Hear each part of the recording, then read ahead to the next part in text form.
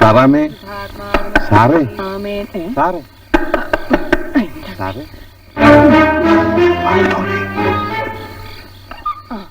നിങ്ങളെ കാത്തിരുന്ന് ഞാൻ മടുത്തു. കുരിശ് വരച്ച് കിടക്കാൻ തുടങ്ങുമായിരുന്നു. വാ.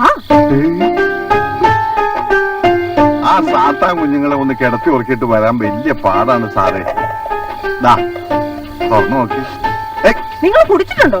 എന്തൊരു മണം എന്റെ കർത്താവേ. സ്വമേധയാ വരുന്നതിനെ തടയരുതെന്ന് കർത്താവ് പറഞ്ഞിട്ടില്ലേ?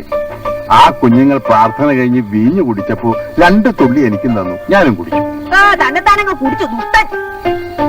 നീ കുടിക്കുമ്പോൾ അവളെയും കുടിപ്പിക്കണമെന്ന് കർത്താവ് പറഞ്ഞിട്ടുണ്ടോന്ന് എനിക്കറിയില്ല. ഏതായാലും ഞാൻ ഓർത്തു. ജലം ഏറ്റുവാങ്ങുന്ന മരുഭൂമിയെ പോലെ ഇതങ്ങ് പിടിക്കില്ല സാറേ.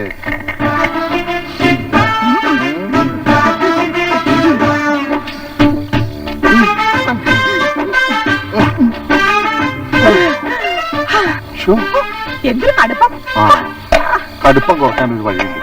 ഇതൊരു കാലെടുത്ത് കുടിച്ചു. കർത്താവേ, നിന്റെ കൃപ അപാരം.